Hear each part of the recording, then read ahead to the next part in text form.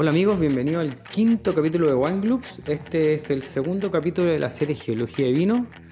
Bueno, antes de darle más detalle, nos demoramos unas semanas más en lanzar este capítulo. Por motivos de viaje me tocó ir a Sudáfrica una gira técnica de vino, muy interesante, se los contaré en algún capítulo o en otro formato. Por eso nos demoramos. También agradecer a quienes me escribieron mensajes o también me dijeron en persona que están esperando el otro capítulo, así que muy contento que gente ya esté esperando lo que estamos lanzando, así que feliz por eso. Bueno, este segundo capítulo es Geología de Vino. El primero fue con él, geólogo. Segundo, Héctor Rojas, lo que vamos a ver hoy día, viticultor. Para mí, de los mejores viticultores de Chile, y me parece la persona idónea para hablar de esta relación, ya más del punto de vista suelo, no solamente roca, suelo y planta, y la interacción de estos factores para determinados tipos de vino. Y también agradecer a la gente de Masal, Bar de Vinos, por darnos un lugar donde poder hacer este podcast. Primera vez que lo hacemos en un lugar abierto, no en una bodega o en una casa. Así que bueno, espero que lo disfruten. Yo también lo pasé muy bien, pude degustar algunos vinos. Siempre esto es con el afán de ver gente, amigos, y poder seguir probando vinos. Así que los dejo con el quinto capítulo de Wine Club. Que lo disfruten. Amigos, bienvenido al quinto capítulo de Wine Clubs. Este es el segundo capítulo de la serie de Geología de Vino. Hoy día tengo el agrado de encontrarme con un gran amigo, Héctor Rojas. Estamos aquí con Héctor, una copita de vino en Masal Bar de Vino, en la restaurante La Mesa. Tenemos la suerte de poder disfrutar un par de copas. Y bueno, este es el segundo capítulo de Geología de Vino, donde ya hablamos con él un poco más de roca, la parte dura de la geología. Y la idea con Héctor es poder hablar un poquito del suelo, de la interacción con la planta, cómo lo has visto tú durante tu carrera. Bueno, antes que nada, Cristian, un gusto estar aquí contigo. Eh, Está de más decir que somos grandes amigos. Y, y sí, bueno, hay una línea conductora de lo que ocurre desde que existe un poco el concepto del territorio, el paisaje y un poco cómo impacta en el desarrollo de los vinos. Creo que ir descubriendo paso a paso cada uno de sus componentes es la manera de entenderlo. Oye, Héctor, yo sé que esta parte a lo mejor la vamos a pasar rapidito, pero obviamente antes de ir al tema, que es la conexión de la geología con la viticultura y el suelo, yo conozco de ti, pero no toda la gente sabe de ti. Yo tuve la suerte de trabajar contigo cuando estaba en Tabalí, dentro del año 2011 al 2016 trabajamos juntos, así que fue una gran experiencia. Te tuve que Pero tolerar. me Sí, tuviste que tolerar, sí, sí. ambos. Pero antes de eso, bueno, obviamente tú estudiaste, yo me acuerdo que estudiaste la Católica, pero antes de eso, ¿tú tienes alguna conexión con el campo, con la agricultura, con la viña de chico o partiste de la universidad? No, nada, cero conexión. Eh, Soy santiaguino, de Maipú particularmente, y, y posiblemente lo único que me acercó a este mundo rural, de la agricultura, de la agronomía, tiene que ver con mi necesidad de no poder usar corbata después de haber estado 12 años con corbata del colegio. Posiblemente eso era lo único que me motivó a estudiar agronomía. Es una, posiblemente creo que es una responsabilidad decirlo, pensando en gente que se inspira para estudiar, Obvio. pero de alguna manera también representa una forma de ver lo que quería hacer de grande. La corbata más bien funciona como una metáfora y funciona como esa metáfora de no tener algo tan apretado. Como ataduras. Pero podría haber sido forestal también, po. Pero tú cuando te metiste. Podría haber sido forestal, podría haber sido bioquímica, podría haber sido muchas áreas, principalmente de la rama científica, de la biología, de la ciencia, que tenían que ver con esta posibilidad de explorar, de buscar, de generar conocimiento, de generar también nuevas preguntas. Un poco saliendo un poco de la parte chistosa de la corbata, un poco tenía que ver con esa inquietud de que las preguntas que te hace te mantienen activo, te mantienen vivo, te mantienen con ganas. Oye, Y en la medida que te las puedes responder. obvio, pero tú cuando partiste de la agronomía, tú tenías distintas ramas, po. Sí, ¿Cuándo decidiste irte por la parte más de vitícola, fruti? No sé cuándo fue ese. tuve la suerte desde los primeros años de hacer práctica.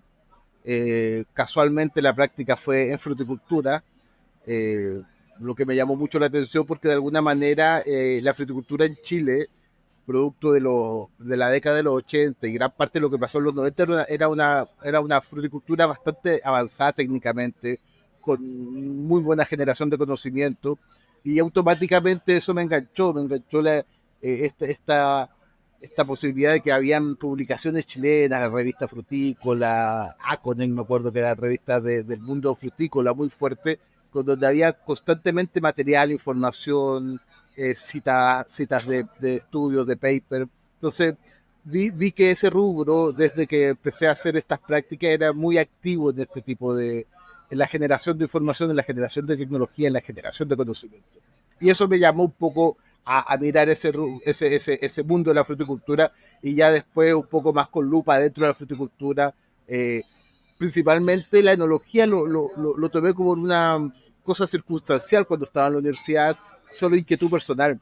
Mi cabeza siempre ya estaba muy metido en la fruticultura, la enología me gustó mucho lo que significaba el tema del vino, y la mejor forma de unir fruticultura y enología era con la viticultura. Oye, voy a volver un poquito atrás.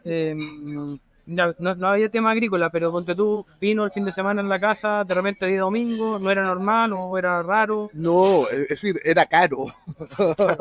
Era caro, tú sabías que era domingo porque había una botella de vino. Ya. Pero estaba esa cultura. De comer con vino el fin Posiblemente de semana. mi familia es de la sexta región, y el primer acercamiento del vino era la garrafa, era el vino en garrafa. Eso era, pero no, recuerdo la caramayola de Undurraga en mi casa, recuerdo los casilleros que eran como bueno, era como que hoy día te ponen, no sé, Un marqués.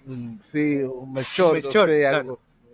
Pero un poco era eso, no, pero cero conexión con el vino, cero, no tenía Oye, mucho que después ya hacer. cuando te metiste en la parte fruity, saliste de la U, ya, creo, tu primera pega fue más fruity que vitícola, que viño, ¿no? Si no me Sí, equivoco. sí, es decir, tuve la suerte de rápidamente, bueno, saliendo todavía no daba ni la tesis, no recuerdo, pero en los meses previos me llamaron a trabajar, a una industria frutícola, me enganché rápido, pensé que uno no sabe nada, la verdad.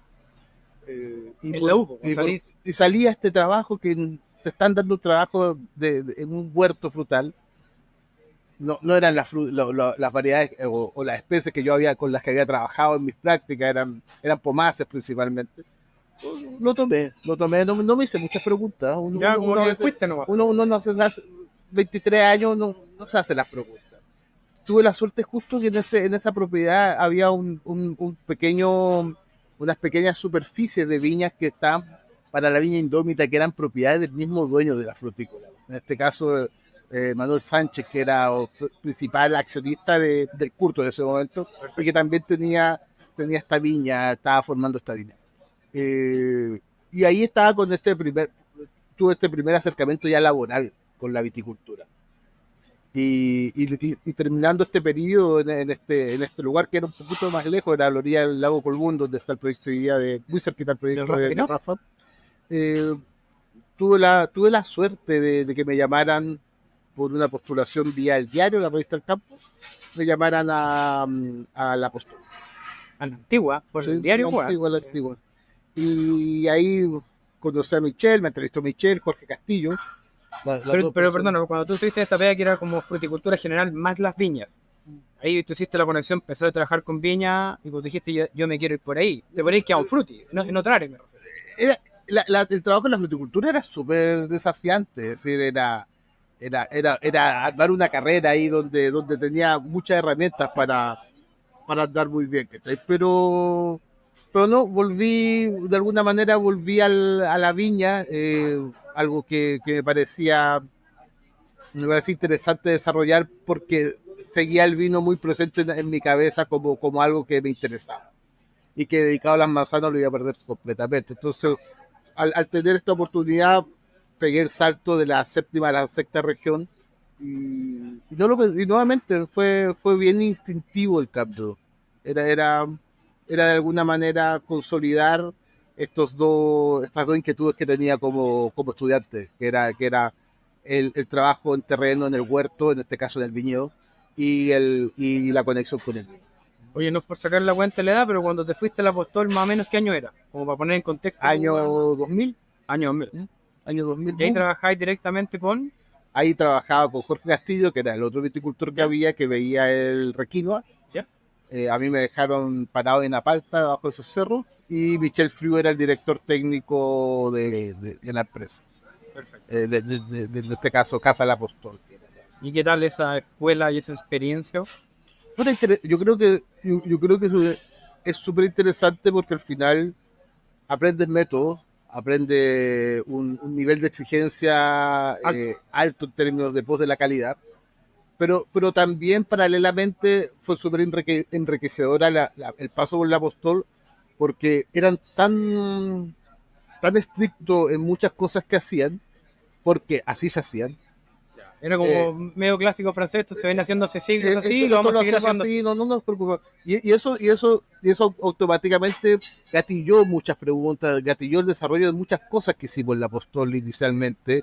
Hace poco recordábamos con Jorge, recordando el pasado, con Jorge Castillo, que idea el viticultor de Almaviva, ¿Ya? recordábamos un poco que empezamos a usar cubiertas vegetales cuando nadie usaba cubiertas vegetales. Rápidamente empezamos a rescatar hierbas del mismo cerro para hacer nuestras propias cubiertas vegetales. Hicimos mucho en trabajo en napas freáticas, en drenaje, es decir, hicimos un desarrollo en esos 6 años que estuvimos, que participé en la Apostol. Fue un desarrollo súper importante porque fue enfrentar el know-how que venía desde Burdeos con un poco las habilidades que podíamos desarrollar en Colchagua, en Apalta, en Chile, para hacer viticultura y hacer cosas de calidad.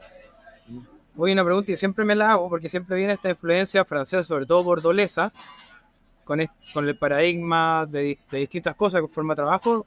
Cuando llegan a Chile, en el caso de Michelle o la gente que vino después, había como esta, oye, no estamos en Burdeos, vamos a intentar adaptar ciertas cosas. Al principio era como copiar, pegar y después ver cómo hacemos. Yo creo que hay métodos que no están exentos Del lugar. del lugar, como la prolijidad, como la búsqueda de Excelente. esa excelencia. Yo creo que esos conceptos son súper fuertes, son súper arraigados, que yo creo que estaban muy fuertes, que me embebí mucho de ellos. Las otras cosas siempre supe que había que ponerle un filtro, que había que repensarlas muchas veces. Conflictos siempre hubieron, siempre habían distintos puntos de vista sobre muchas cosas y muchas veces nadie tenía un poco La verdad absoluta. la claridad o de lo que podía resultar, pero no, yo creo que lo más importante del paso mío por la Apostol es un poco más ese concepto general y básico, pero no menos importante de la búsqueda de excelencia. Yo creo que eso es importante. Después, cómo lo logras, son distintos caminos, pero esa búsqueda era, Como era, ese foco, era muy importante, el foco en la calidad. Creo que si tengo que resumirlo egoístamente en en un poco, par de palabras, que, claro, que, no, sería. que no dan, sería un poco aprendí de la excelencia. Aprendí que hacer vinos de alta gama requería un esfuerzo en todos los niveles de la producción. Oye, entonces ahí fueron 6 años. Sí. ¿Y en esos 6 años tuviste cambios de trabajo? ¿O fue más o menos parecido, desarrollando ciertas temáticas, me imagino? Pero, Principalmente lo que más recuerdo fue al comienzo el chileno, pues, para los franceses, y luego con el tiempo, con los resultados, con el desarrollo de Apalta, crecimos mucho en plantación en Apalta, fuimos aprendiendo en la medida que íbamos plantando, íbamos aprendiendo mucho de lo que íbamos haciendo. Fueron desde el año 2000 hasta el año 2005, fueron 5 años que no dejamos nunca de plantar. Entonces estuvimos siempre en esa emoción de, por un lado, estabas en todo el proceso normal de la vendimia y del ciclo básico de la vida, y por otro lado, estabas en el proceso del estudio de suelo, de la plantación, del mover rocas, ¿cachai? De hacer todo el otro proceso. Fue súper, súper interesante, fue súper activo. Y claro, principalmente el gran desarrollo fue ir desarrollando y poco hacer a país. oye, y después, no sé si me salté algo, pero después te vais directo a Tabalí o hay un paso previo. paso directo de 540 kilómetros. 540 kilómetros. De Colchagua, de Apalta hasta Valle. Y eso fue año 2006-2007. Eso fue julio 2006. Exactamente. Fue desde octubre de 2000 en el Apostol hasta junio 2006 en el Apostol. De ahí julio 2006 la Tabalí hasta hoy día. 18 años. Obviamente, si uno habla de Limarí hoy día, como que sobre todo para generaciones más jóvenes, como que es de cajón, pero hace 20 años no era tan de cajón. ¿Qué te llevó a decir, oye, voy por este proyecto, me motiva? ¿Qué pasó ahí? Es decir, me ofrecieron un proyecto, me ofrecieron una viña que estaba en desarrollo, una viña que había comenzado pocos años antes. La verdad, nuevamente, fue muy instintivo. No lo tuve que pensar mucho. Había un interés de hacer algo, de hacer algo desde cero, también pensando en la excelencia. Yo creo que si en la conversación inicial no aparece eso, la búsqueda de la calidad y la excelencia como requisito para el trabajo, no me hubiera enganchado nunca, pero me enganché con algo que podíamos posiblemente empezar a desarrollar desde un proceso mucho más germinal, ¿cachai? Es decir, el Apostol estaba armado. Es decir, yo llegué a ser parte más había que ejecutar, de un súper engranaje, ¿cachai? Pero aquí había una intención, había una gran idea, había un potencial por descubrir, que no sabíamos tampoco qué se podía descubrir. Podía ser malo, podía ser bueno, podía ser más o menos. Pero sí había en el fondo de esta conversación para ir a Tabalí esa también la búsqueda de la calidad y excelencia, que fue lo que me hizo seguir. Estoy en esa época, 2006, bueno, estaba Tabalí, obviamente, estaba Tamayo en ese minuto, no sé si en ese minuto estaba Ocho Tierras, pero salió después, ¿no? Sí, fueron saliendo juntos. Son los primeros, yo diría, más la fruta que estaba comprando Conchitoro ya en esa época. Ya estaba Conchitoro. Ya estaba Conchitoro. Conchitoro se instala también por eso. Por ahí era más o menos, pero ahí como que partió todo este boom del Limarí que sigue hasta hoy en día, obviamente de una forma más atomizada, pero sigue. Sí, es decir, no sé si es un boom, yo creo que... O algunos que pusieron los ojos ahí un par de fichas, sí, claramente no un boom, pero... Yo creo que es una zona, es un lugar geográfico, el Norte Verde, que incluye al Limarí, donde está el Huasco, donde está el que es un lugar, creo que es súper interesante porque agrupa distintos lugares, pero lo agrupa con características hidrológicas, climáticas, de suelo, de geología, como posiblemente ya lo vieron poner, que son bien particulares y únicas. No deben haber, no hay lugares en Chile hoy día que las puedas describir tan fácilmente como puedes describir el Norte Verde, donde el Limarí hoy posiblemente es, no posiblemente, el Limarí es de alguna forma la piedra angular. Todo un poco empieza a formarse a través del Limarí. Decimos que Ovalle es como la capital del Norte Verde, con mucho orgullo. Y claro, yo creo que más allá de lo que puede ser Limarí, lo que puede ser el Elqui, lo que puede ser el Huasco, poco hay una zona con una singularidad muy particular. Yo creo que eso es súper interesante de la zona.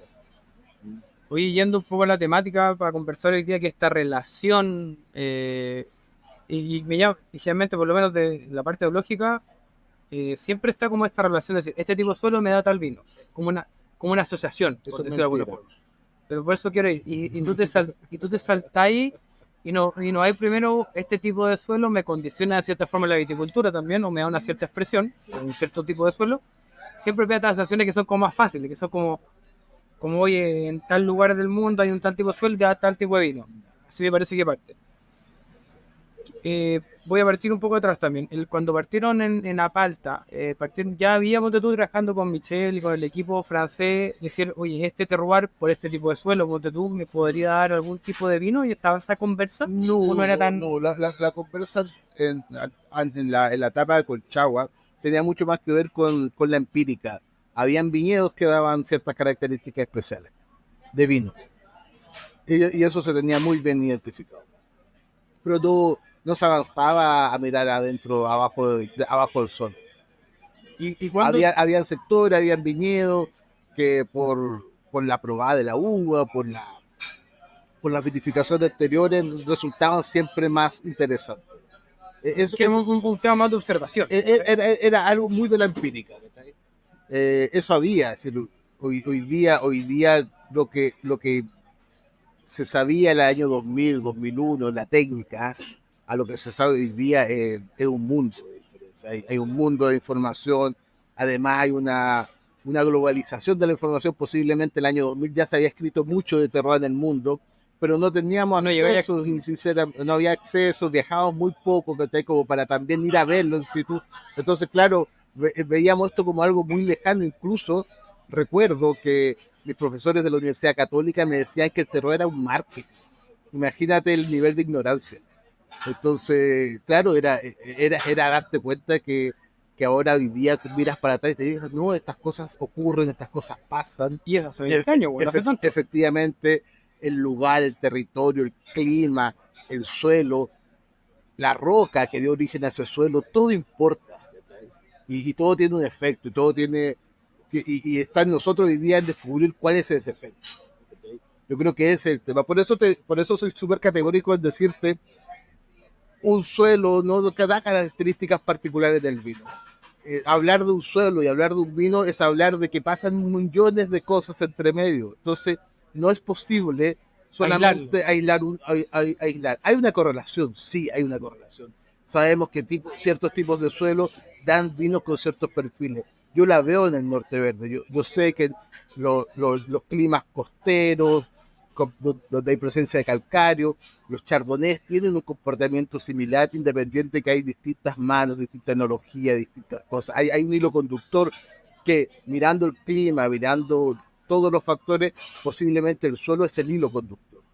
Pero no sé qué cosa del suelo en particular da qué cosa del vino en particular. Hay hilos conductores. Correlación no implica causalidad. Y yo creo que eso es lo más importante.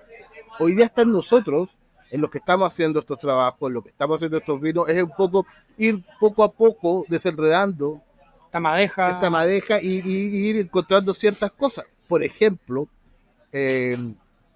tú y yo lo vivimos, veíamos que con niveles de azúcares en la uva muy similares a los que habían en Leidon, Casablanca, los niveles de acidez están mucho más altos. Eso es algo que vimos mucho siempre, sobre todo en Tannehill. Y claro, hoy día se sabe que si bien para todos nosotros la acidez es un componente que tiene mucho que ver con el clima, mucho que ver con climas cálidos, baja acidez, clima frío, mejor acidez, sabemos que hoy día los suelos calcáreos tienen un efecto súper importante en el incremento de la acidez, y se sabe porque hay estudios, porque se generaron papers, porque se generó investigación y se generó conocimiento que, nuevamente, lo que vimos en la empírica, que puede ser mucho el ejemplo de lo que pasaba con la gente del apostol, que veían en la empírica y de ahí sacaban. Lo que nosotros vimos en la empírica hoy día, el conocimiento, estos estudios que te digo son 2015. Es decir, lo que nosotros vimos el 2011, el 2012, el 2013, recién se vino a descubrir el 2015. Entonces, estamos en ese camino. Yo me acuerdo de las cosas que me llamó la atención. Tabalí fue mi primer trabajo estable, por decirlo. Me había hecho vendimias, pero me llamaba mucho la atención del balance de la fruta. Cuando hablé con otros colegas que estaban trabajando, claro, llegáis, no tengo idea, 13,5 alcohol, con pH tanto aquí, pero aquí estáis con un pH como tú eres en 2 alcohol. Sí. Entonces, como que ese balance yo no lo he visto en muchos lugares de Chile. Y claro, ahí está. Yo también entiendo que es como muy difícil aislar el resto de los factores. Sí. Pero claro, cuando tú estás en un mismo viñedo, que las condiciones climáticas son relativamente similares, sin tomar en cuenta la parte, o si tenéis ladero plano, hay un componente de suelo que te puede dar una cierta variabilidad que tú la puedes llegar a estudiar, ¿no es cierto? En este caso fue el calcario. Fue el calcario, está el de estudio. Sabemos ya por qué ocurre que hay más ácido, y creo que ahí nuevamente desenredamos un pequeño hilo de esta madeja y ya sabemos algo. Y de ahí hemos ido sabiendo muchas cosas, ¿cachai? Es decir, son 18 años en que ha existido mucho aprendizaje, mucho trabajo de por medio, mucho estudio, para ir un poco descubriendo qué ocurre.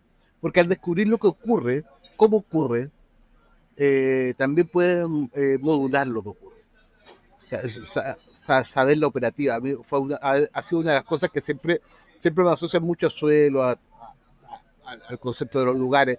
pero una de las cosas que a mí más me llama la atención y las que más estudio es fisiología. La fisiología es cómo funcionan las cosas. Y la fisiología vegetal es cómo funcionan estas plantas. Y realmente, como dice el profesor Claudio Pastene, las vías son muy conservadas, no hacen locuras, no funcionan bajo un sistema bastante predecible, si es que lo conocen. Yo me acuerdo, de hecho la anoté para que no se volviera a comentarlo. No me acuerdo el año, debe haber sido 2013, cuando obviamente ya estaba el tema, bueno, sectorizados por más o menos los sectores que eran más calcáreos, hacíamos vinificación separada. Me acuerdo que también superpusiste imágenes de clorosis férrica, que es una sintomatología que habían, obviamente, por esos suelos, por el tema del pH. Y me acuerdo que lo tengo grabado.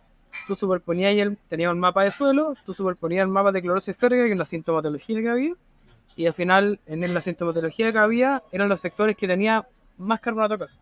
Sí, eso fue súper interesante porque lo que se hace mucho hoy día en viñedo es la sectorización, la zonificación. Y existe una herramienta, es una herramienta que es la herramienta electromagnética, la rastra de conductividad electromagnética, que yo lo usé para Talinite, pero no me daba las diferencias que yo estaba mirando en el vino, en la empírica nuevamente. La usamos, miramos, me marcaba cosas que eran distintas, que para nosotros eran iguales en el vino, por lo tanto, esta rastra en esta condición de suelo, no el calcáreo, sino un suelo muy homogéneo de mucha arena. Cuando tú tienes un perfil muy grande de arena, donde las diferencias de arcilla son pequeñas, la máquina tiende a discriminar por diferencias muy pequeñas que no generan, que realmente no son diferencias. Ese problema yo ya lo había visto en aparte en algunos sectores. Por lo tanto, pensé que mi gran problema, la clorosis férrica, es una problemática que ocurre cuando no hay hierro. Y cuando no hay hierro es porque hay mucho carbonato de calcio. El carbonato de calcio en exceso genera ausencia de hierro disponible para la planta. Por lo tanto, la sintomatología es la clorosis férrica. Entonces, a mí se me ocurrió en ese momento decir, bueno, si la clorosis férrica es una sintomatología de la presencia de carbonato de calcio, voy a zonificar por una imagen multiespectral. En este caso era hiperespectral, era no 8 bandas de ancho, sino eran 256 bandas, era mucho más específico que la cámara, que solo había una en Chile en ese momento, y generamos los espectros para la clorosis férrica. Es decir, generamos como un NDVI de clorosis férrica. Y cuando como tú bien dices, cuando la superpusimos a la empírica que nosotros teníamos, era cuadrada. Yo recuerdo que había un cuartel del Chardonnay que nunca nos gustaba y era el que menos tenía carbonato de calcio. Me acuerdo perfecto, era así, pero perfecto. Pero claro, la necesidad te obliga a buscar fórmulas, te obliga a buscar vías para entender lo que estás viendo. Yo creo que todo el desarrollo de la vitivinicultura en Chile tiene mucho que ver con eso. Entender lo que está pasando para mejorarlo, para replicarlo, para adaptarlo a otro lugar. Yo creo que son procesos que van muy de la mano. No sé si ese fue el minuto, pero antes de eso tú dijiste, oye, de estos factores del terroir, podríamos decir, clima, planta, suelo también, que aparte del hombre, ¿cuándo te dijiste, oye, me voy a poner a investigar un poquito más de esta relación de geología, suelo, planta, vino, de alguna forma? ¿Cuándo te hizo el clic o dijiste, oye, me voy a meter un poquito en esto? Bueno, trabajamos los primeros años con Pedro Parra, que hablaba mucho de geología, mucho de conceptos geológicos, donde la verdad yo no sabía nada, una roca roja, una roca azul, dos colores. Claro. Ahí obviamente noté que había algo súper importante con respecto a eso, pero creo que fue súper importante la coincidencia de conocer a Eder, que fue no sé si lo contó en el podcast, pero fue una situación muy fortuita. Creo que lloró en el podcast. Yo también fue una situación muy fortuita, pero fue súper interesante porque a mí me había pasado que había tenido algunos acercamientos con geólogos y hablaban en otro idioma. Y cuando conocí a Eder, creo que rápidamente empezamos a tratar de entender, ¿no? Eran como la película Enemigo Mío, donde están estos dos marcianos que son enemigos, pero además no hablan en el mismo idioma y tratan de entenderse por la necesidad de salvarse. Y un poco con Eder hicimos ese camino, un poco creo que esto fue el año 2010, fue hace mucho rato. Y empezamos a hacer este camino en que yo le hablaba de viticultura y él me hablaba de geología. Y entre medio hablábamos de vino. Claro, cuando yo le pregunté, al revés la pregunta, cuando se metió un poco en la viticultura y en el vino, y fue, bueno, que te conocí a ti, y fue como este intercambio, tú me enseñas de geología y yo te enseño de viticultura. Fue como este intercambio y ahí nació esta, bueno, amistad y... Bueno, tiene mucho que ver con estas relaciones espontáneas en que hay una transacción del conocimiento, pero no monetaria. Que fue lo que a los dos nos arriesgamos a ocupar tiempo en ambos y no pensando en un rédito de dinero, Sí.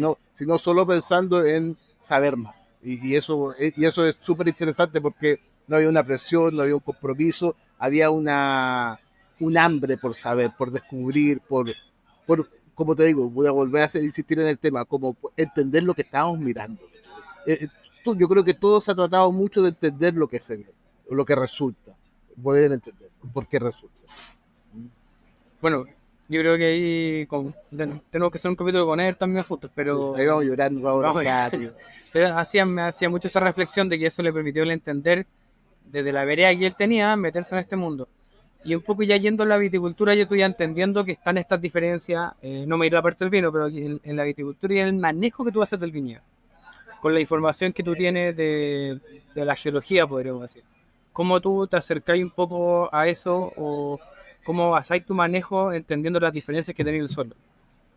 ¿Qué son los parámetros clave? No tengo idea, yo me fijo en la estructura, en el pH, o sea, ya sé esta geología, en el caso de Alinay, de dónde viene, y tengo ciertas diferencias. Me fijo en todo. Es decir mi trabajo es integrar.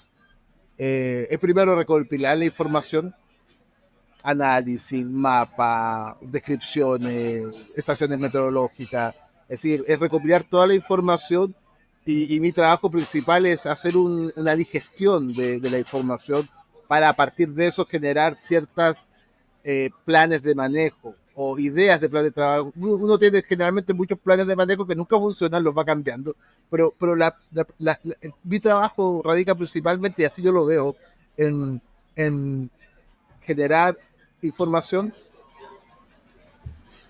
entenderla, hacerla que converse la información entre sí y a partir de eso sacar ciertas conclusiones de manejo. Creo, independientemente de que esto parece un mundo, se traduce en el caso del manejo vitícola a poder zonificar bien cuando vas a plantar, o si ya está plantado para separar. En el caso de la viticultura bajo riego, saber aprender a regar para un fin enológico y aprender a nutrir para un fin enológico. Lo que se hace arriba es un poco más la jardinería, de alguna manera, que la poda, que la hoja. Lo que se hace arriba es un resultado de todo lo que ya pasó antes, de cómo plantaste y de cómo estás regando, en el caso de que riegas. Creo, yo le doy muy poco importancia hoy día quizá al manejo del dosel de hoja, eso está muy definido, tú defines una forma de plantar y sabes que se tiene que manejar de cierta manera con algunas variaciones, sí.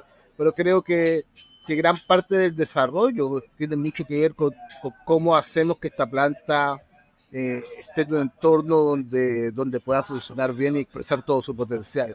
Y de ahí tú tienes distintas herramientas. Las herramientas de riego, las herramientas de nutrición, las herramientas de trabajo, el suelo, hay un montón de cosas. Pero lo importante es abonar la información, digerirla y proponer manejo.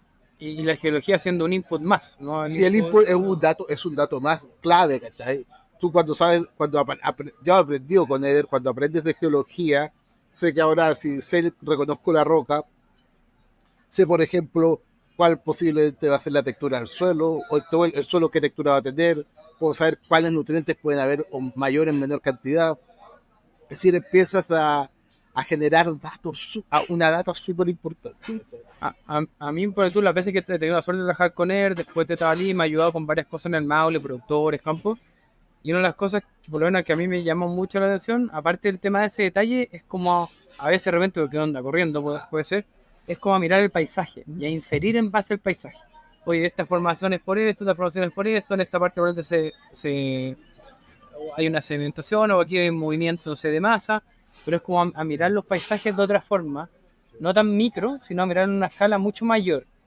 y eso, por lo menos para mí, cuando me enfrento a un campo nuevo, sobre todo vaya a conocer un lugar, es clave. Es que es una habilidad única. A mí me pasaba. No la tengo, me pasó pero la muchas he ido veces. desarrollando.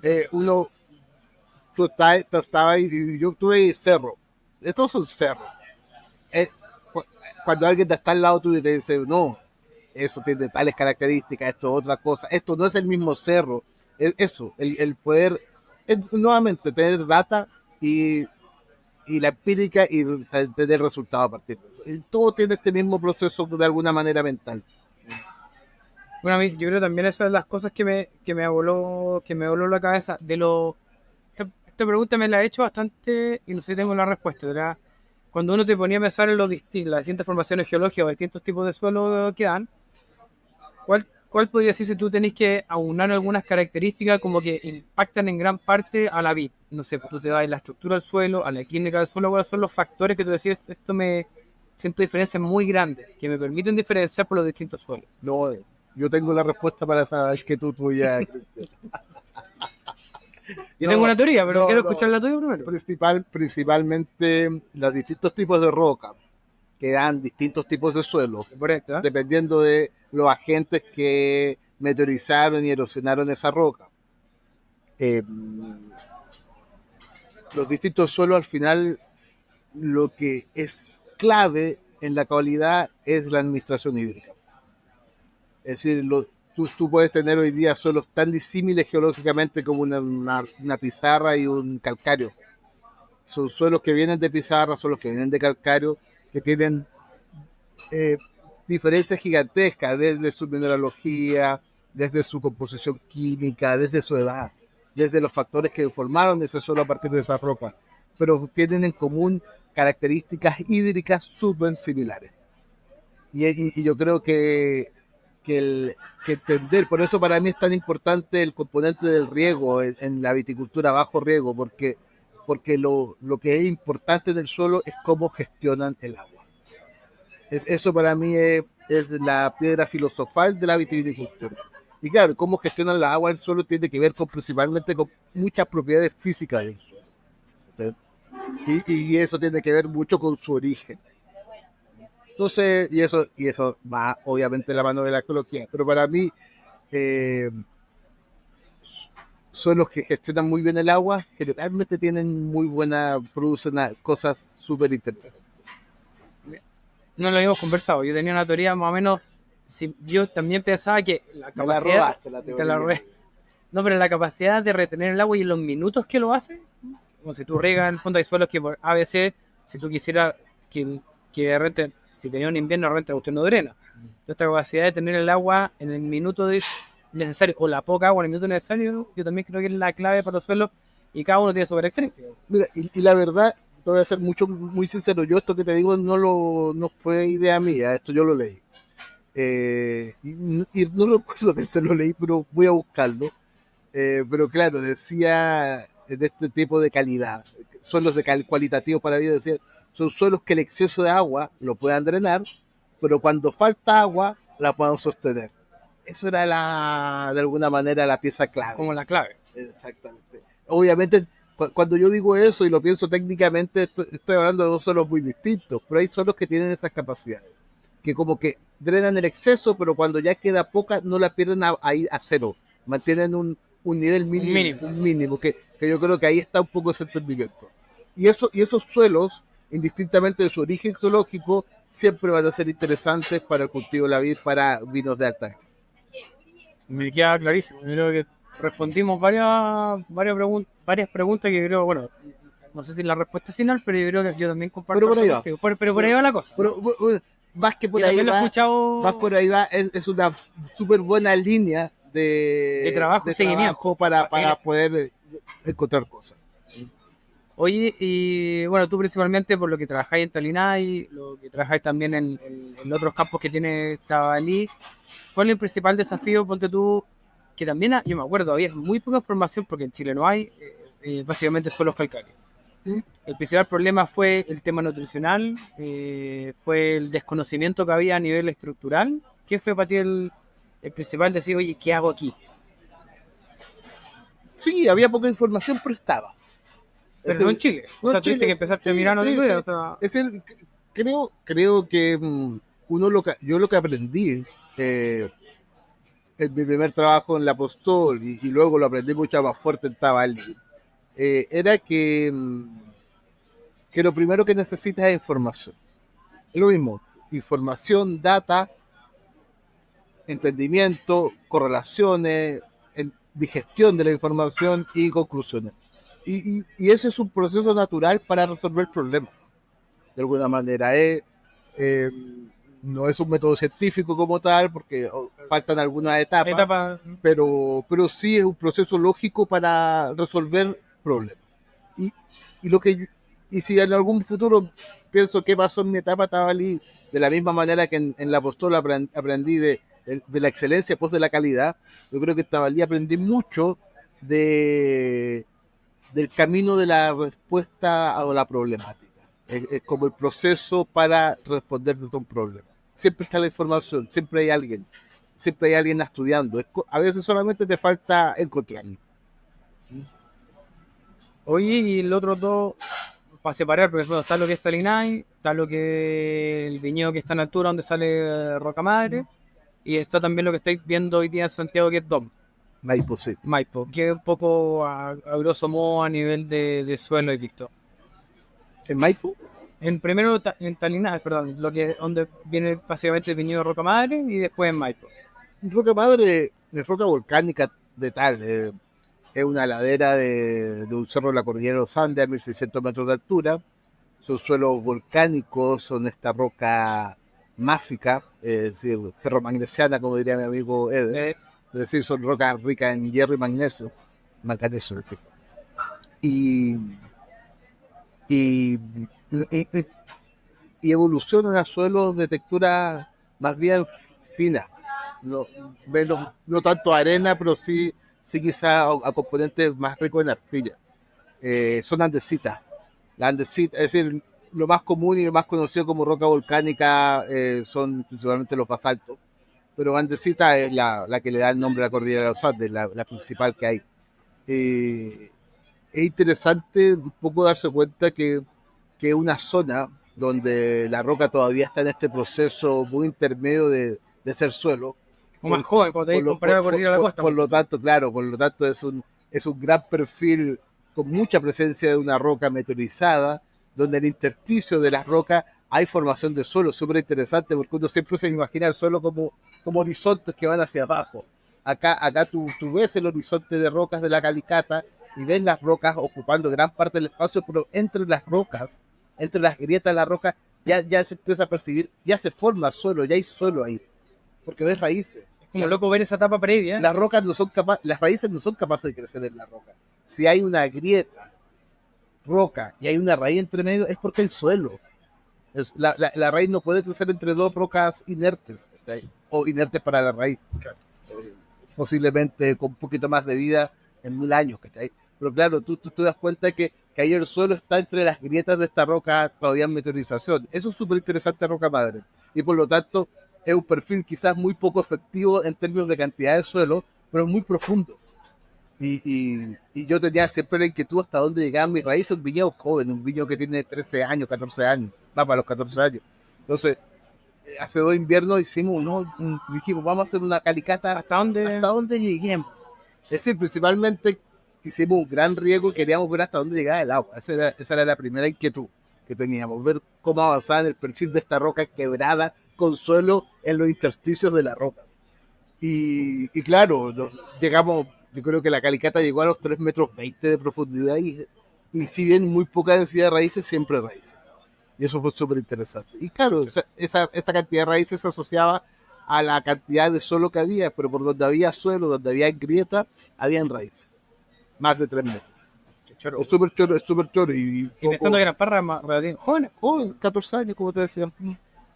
Pero claro, la capacidad de una raíz de crecer es muy alta. Es decir, no necesitas, bajo buenas condiciones de crecimiento y de profundización de una raíz, no necesitas tantos años para lograr profundidad. Yo recuerdo que en Talinay, que tiene condiciones físicas para el crecimiento de raíces también muy buenas, viñas que tenían 6 años en su momento, habían raíces a 2 metros.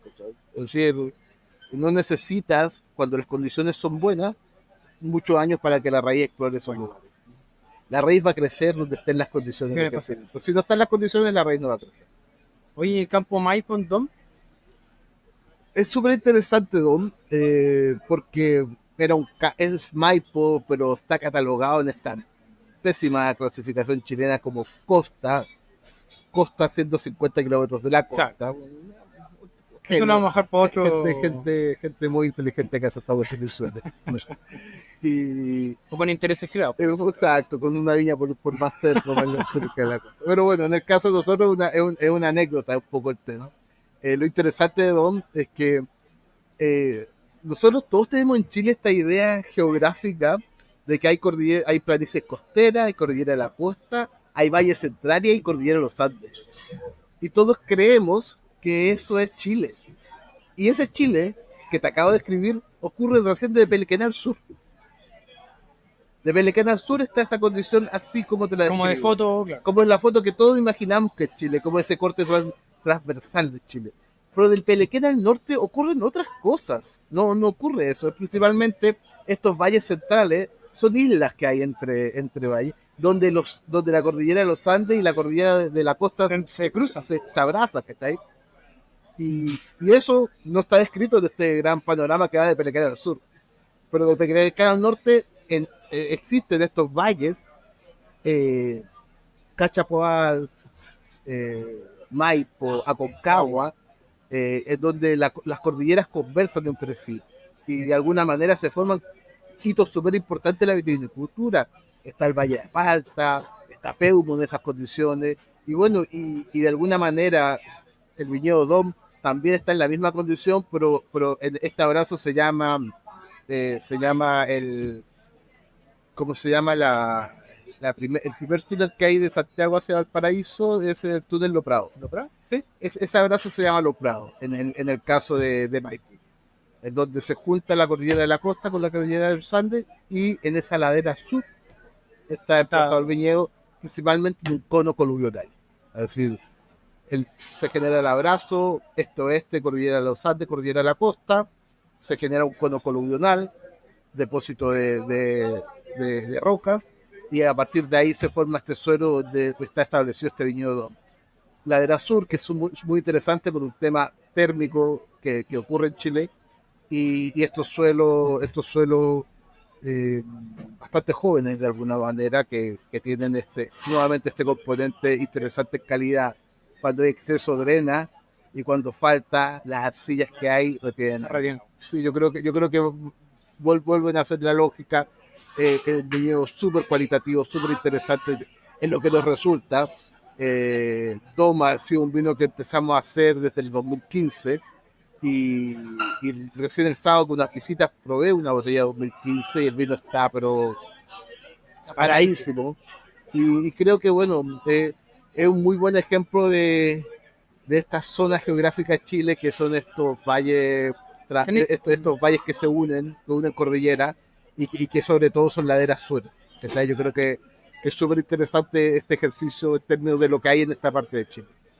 Listo, lógicamente, por lo menos yo creo que muchos colegas caen en esta simplificación del paisaje, hablando solamente de Pelequén al sur para hacer esta diferenciación más simplista, por decirlo, sin tomar lo que pasa en el norte, que tenéis toda esta complejidad que también da una diversidad de terroir. Y claro, y estos valles intermedios que de alguna manera están clasificados hasta la Aconcagua cambian completamente de la Aconcagua hacia el norte, donde están los valles transversales. Es decir, tenéis Valle Central, Pelequén al sur, Valle Intermedio, desde Pelequén hasta la Aconcagua, y de la Aconcagua al sur tenéis los valles transversales definitivamente como tales, donde los valles son todos costeros, ¿cachai? Entonces, Chile es súper diverso y es súper interesante describirlo muy bien. Hoy yo creo que bueno, hemos hablado, no vamos a llegar a la solución. La idea es como levantar temas de discusión y conversar. Cuando tú partiste, y lo pregunté a él también, cuando partiste con esta interacción o que entender un poquito más, ¿cuál fue tu primer libro, aparte de leer paper, que te ayudó a entender un poco esta relación del suelo? No, literatura clásica. Robert White tiene unos muy buenos libros de suelo. Los libros de grafología que hay en Chile son muy buenos. el libro de... A algunos ya no les gusta, pero Malman tiene un buenos acercamiento de la geología al vino que trae. Eh, Otro libro de suelo interesante. Ya quizás en un ámbito no tan técnico, los de Johnson, que escribe en algún momento con Jancis, Sí. un par de libros con Jancis. Creo que es como para partir, yo creo, Sí, ¿no? yo Y creo que después son- tenía como Robert White, como yéndote, tiene varios. Sí, Robert White tiene 2 o 3, si no me equivoco. Creo que de la mano está súper importante el Marcus Keller como el otro puntal que es la planta. Claro. Eh, Que yo creo, Yo- Marcos, como yo- entender lo que pasa. yo siempre recomiendo Malman, siempre recomiendo Robert White, siempre recomiendo Keller como libros básicos que tenéis que al menos ojearlo, mirar el índice, leer los títulos. Hacer lectura veloz. Sí, o subir la foto de Instagram. Que te compré el libro por lo tipo menos. lee, este tipo bueno. lee, de verdad. Por lo menos te metiste a Amazon y compraste. Exacto, hiciste el ejercicio. Oye, diametralmente distinto. Ya está en la parte más. El que tenía un fundamento, pero tú decís, hay ciertos suelos que tú haces una conexión con un tipo de vino. Sí. ¿Ya? Sí. Te voy a preguntar un ejemplo de Chile y del mundo. Que es que yo pruebo este vino y o me habla Calcale o me habla Pizarra, que vino todo. Entonces, que sacarlo de tabla y pues, ¿qué vino chileno primero? A ti como que te hace ese nexo, por lo que tú entiendes lo que te da un suelo en particular. A mí uno de los vinos que en Chile a mí me raya la cabeza es Domus Aurea. Y creo que posiblemente con todo lo que tiene, con todo lo que tiene en términos de excesos, que podríamos de alguna manera llamarlo, creo que es un súper representante de su lugar. ¿Y qué es lo que te marca? Claro, Ay, me encanta. y que de alguna manera, para poder decir eso, tienes que compararlo. Es decir, yo pruebo Domus, pruebo Lazuli o Paul Bruno, quizás O Cauciño, que está por ahí cerca. o Cauciño, o los Cauciños antiguos, todos esos vinos tienen un hilo conductor. Y ese hilo conductor es de alguna manera la quebrada Macul. Es decir, es el mismo clima. Es súper distintivo. Son las parras parecido el manejo, lo mismo. Poco, creo que ahí hay una línea muy fuerte, una línea que ya se la quisiera el resto del mundo. Creo que ahí hay una conexión súper potente con ese territorio, con ese lugar, con ese paisaje de Quebrada Macul. Y el rico vino aparte también hace poquito con la y la semana antepasada hasta un 2011. Sí, no, son vinos que uno disfruta, que obviamente yo de repente he disparado contra las barricas nuevas y todas las cosas, pero bueno, estos vinos tienen de alguna manera de todo, tanto que no se nota que tienen mucho. Lo soportan. Es decir, de alguna manera tiene esa gran característica. A mí eso me llama mucho la atención, creo que esos 3 vinos, principalmente 2 que son los que más tomo, que es Lazuli, Paul Bruno, Domus y Estela, son vinos que siempre llegan al lugar, siempre te hablan del lugar. Eso para mí es súper importante. ¿Y algún vino o zona de afuera que también te hace esa conexión, que tú te vayas al tiro cuando pruebes ese vino, te vaya a tal lugar o a tal suelo? Es súper fácil Jerez. Ahí no fallo. Cabre, tenéis más factores de suelo. Es un buen ejemplo también. Bueno, está súper. En el caso de Jerez, que obviamente todos lo conocen por la crianza oxidativa y lógica, dependiendo de lo que hay. Hoy día también están estos vinos estos vinos que se hacen sin crianza biológica, que se llaman los vinos de paja, si no me equivoco. No sé. Pero tienen una clasificación. Y que son vinos de albariño sobre. Disculpas. Son palomino sobre albariza, disculpa. Es decir, y de alguna manera los chicos que he conocido que lo hacen, un poco te están hablando de eso, de cómo el palomino traduce la albariza de San Lucas o de los marcos de esta zona. Yo creo que esos vinos como los de V, los de J45, los de Luchada, son vinos que también te están hablando súper fuerte de esa conexión con el calcario, con la albariza de esa zona.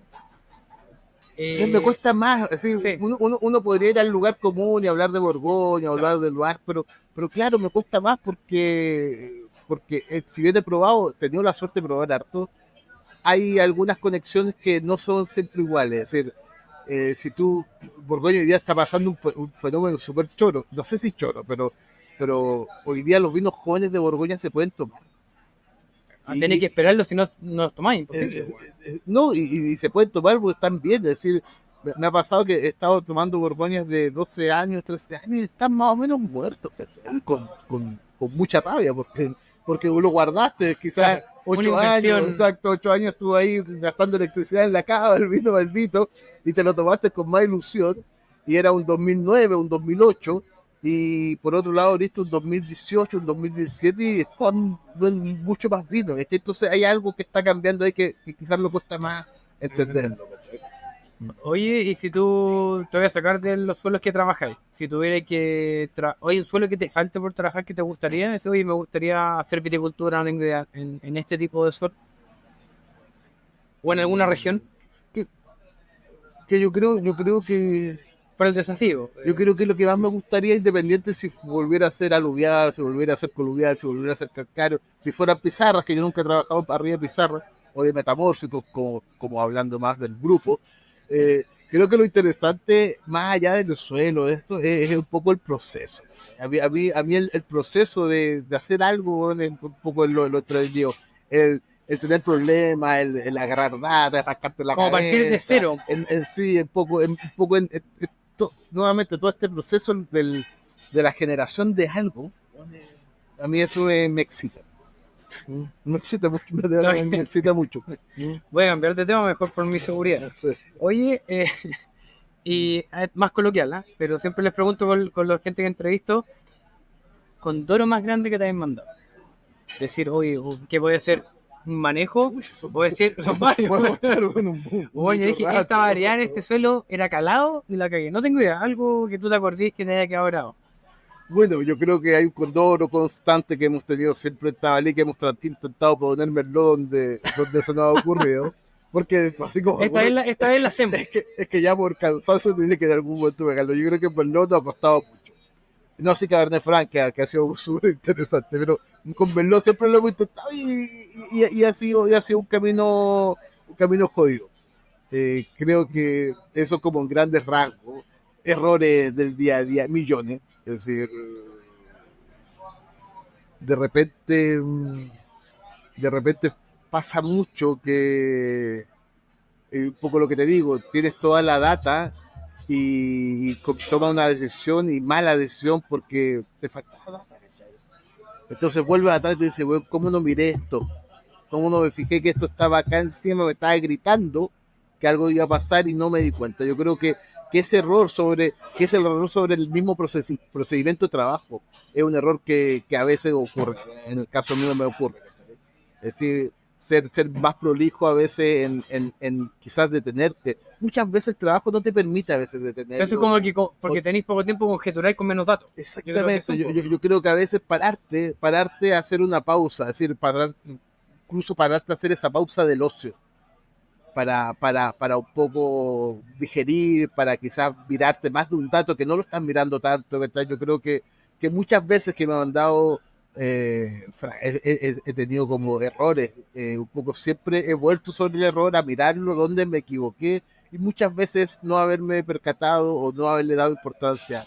Yo creo que eso te ayuda mucho para prepararte para los nuevos errores. Creo que por ahí va. Lo del Merlot esta vez la anecdótica.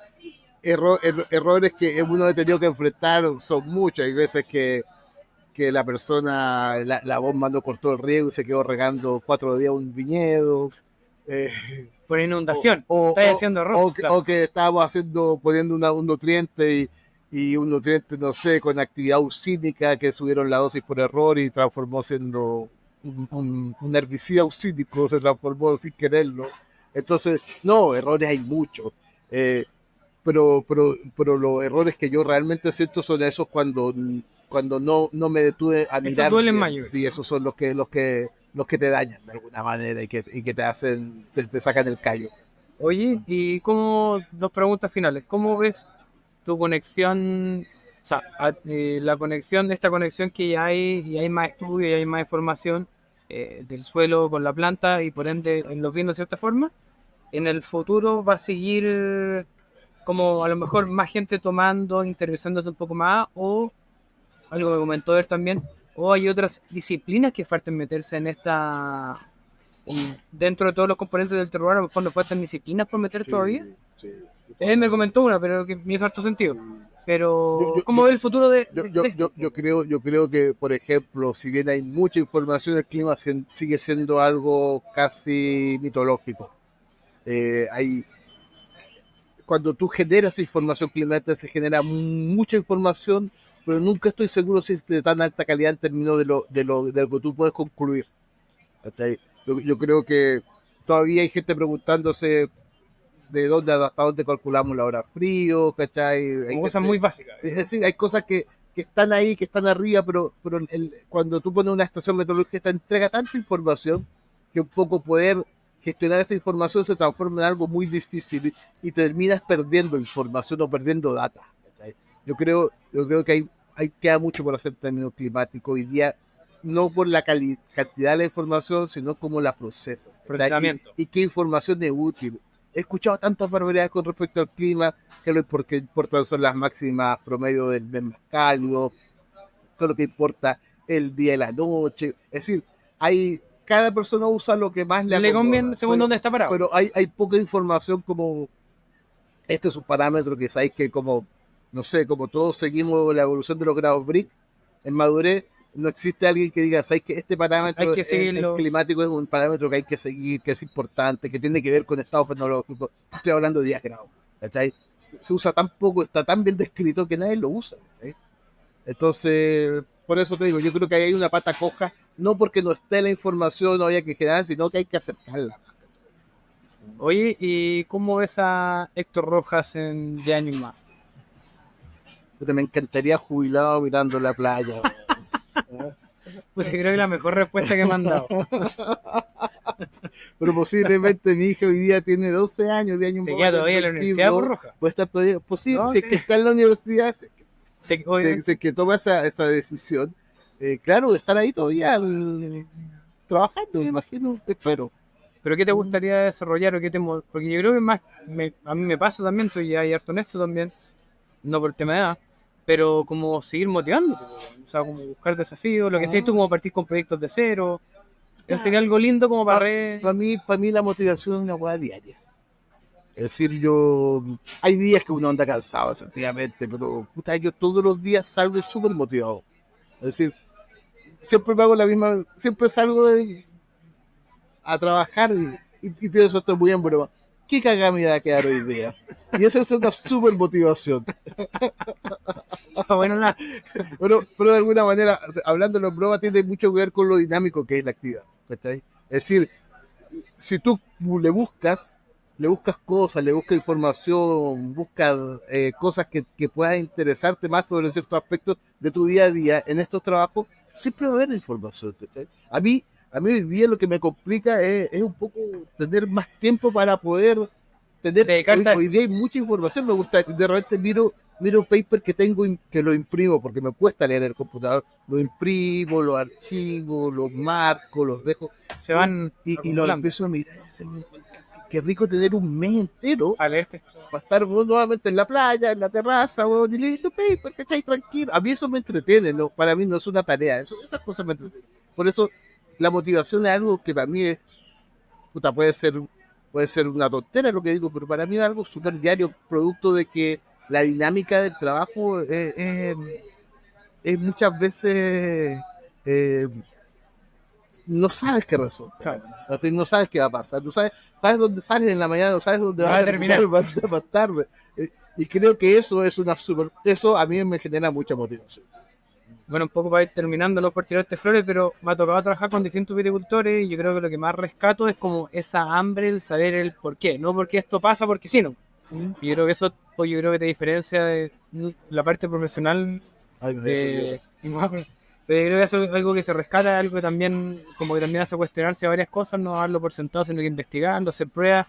Tengo grabado el tema de la clorosis cuando estaba viendo el cátido, son como cosas súper interesantes que van quedando, así que te agradezco por este tiempo de poder conversar. Esto también lo hago porque aprovecho de ver amigos, me entretengo, La idea es que sigamos tomando vino hoy día, comer algo y seguir conversando, así que muy agradecido por tu tiempo. Gracias a ti, compadre, por la invitación. Muchas gracias. Bueno amigos, se fue nuestra conversación con Héctor Rojas, muy interesante, siempre se aprende de él, también la reflexión y lo que nos pudo contar de su experiencia. Si les gusta lo que estamos haciendo, por favor escríbanos, mi correo es cristian@winegloop, síganos en Instagram, también canal de YouTube de Winegloop. Comentarios, sugerencias, temáticas que les gustaría que tocáramos, por favor no duden en escribirnos y nos vemos en un próximo capítulo de Winegloop.